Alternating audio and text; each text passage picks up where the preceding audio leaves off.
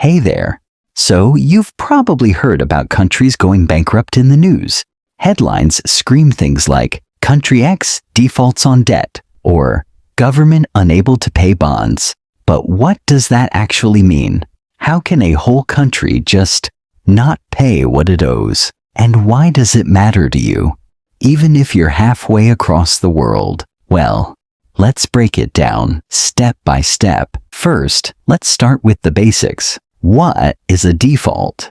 A default happens when a country promises to pay back borrowed money, usually through government bonds or loans, but can't. It's not about being illegal or criminal. Countries don't go to jail. Instead, a default is more like hitting the pause button on payments because the money just isn't there. Now, defaults aren't all the same. There's a full default, where a country stops paying its debts completely. And then there's a partial default, where it pays some creditors but not all, or negotiates to delay repayment. It's like a restaurant running out of ingredients. Some orders get served, some don't, and some have to wait for tomorrow. So how does a country even end up in this mess? Most countries borrow money because they want to spend more than they earn. They might need cash for infrastructure, healthcare, social programs, or even emergencies. They issue bonds, basically IOUs,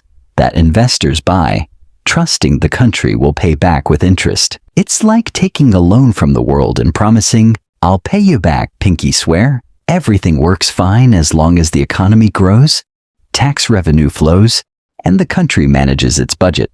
But what if the economy slows down, or exports drop, or there's a natural disaster? Suddenly, the government's income shrinks, but the debt payments remain.